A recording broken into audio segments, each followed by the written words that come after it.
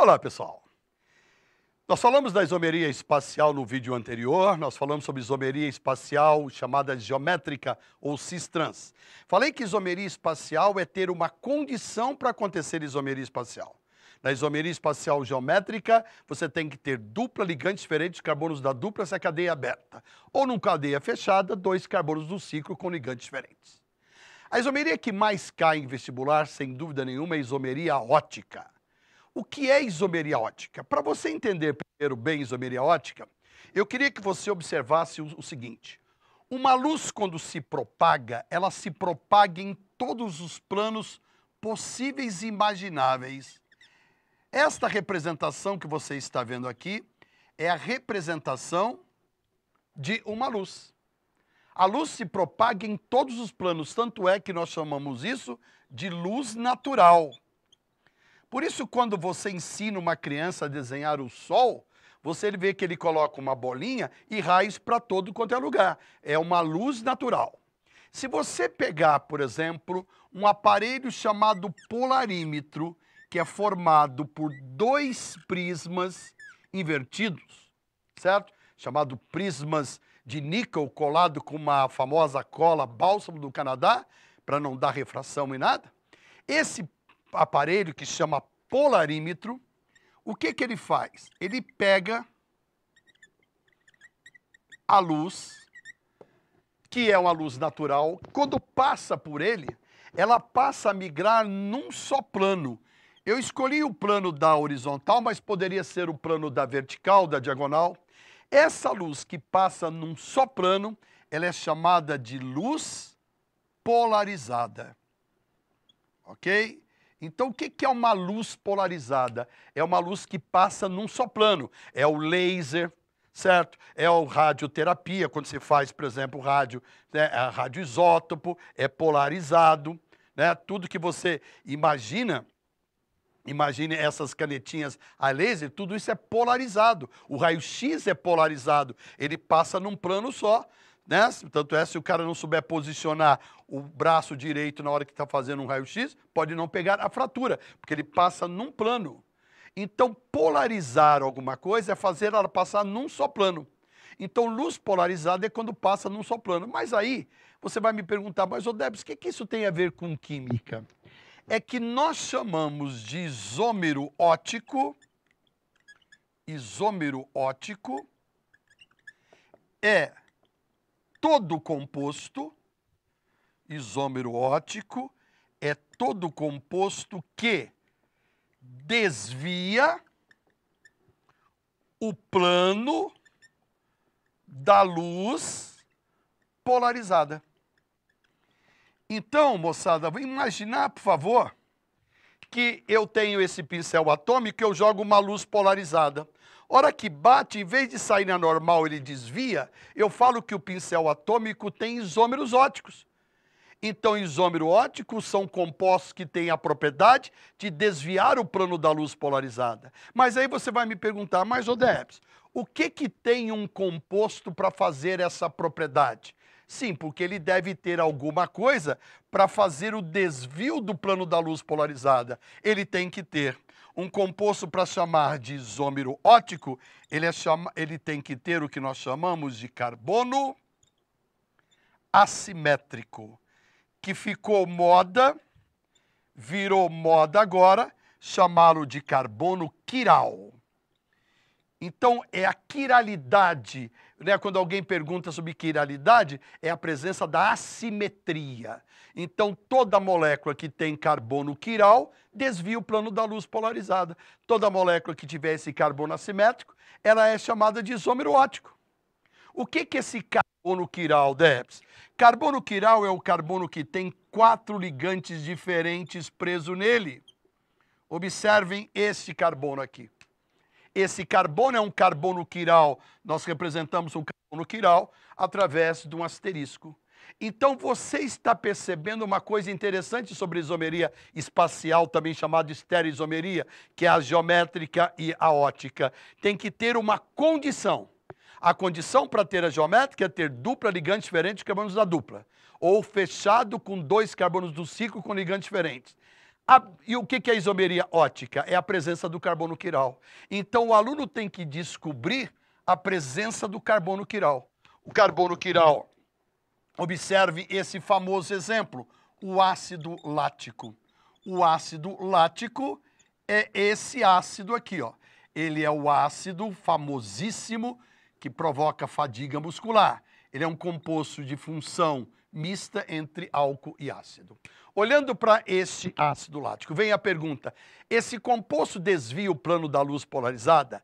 Esse composto tem a propriedade de ter isômero ótico? Esse composto tem carbono quiral, tem carbono assimétrico, é oticamente ativo? Tudo isso é a mesma coisa, certo? O que você vai procurar? Você vai procurar carbono quiral. Então eu vou te dar uma dica. Todo carbono que tem dupla, todo carbono que tem tripla não pode ser quiral, porque se ele tiver dupla ou se ele tiver tripla, ele não tem 4 ligantes diferentes. Ok? Carbono com H2, carbono com H3 também nunca vai ser quiral. Então sempre procure aquele carbono que não é quiral. Observe esse composto. Esse carbono aqui não é quiral porque ele tem dupla. Esse carbono aqui não é quiral porque tem 3 hidrogênios ligados nele, então ligantes iguais.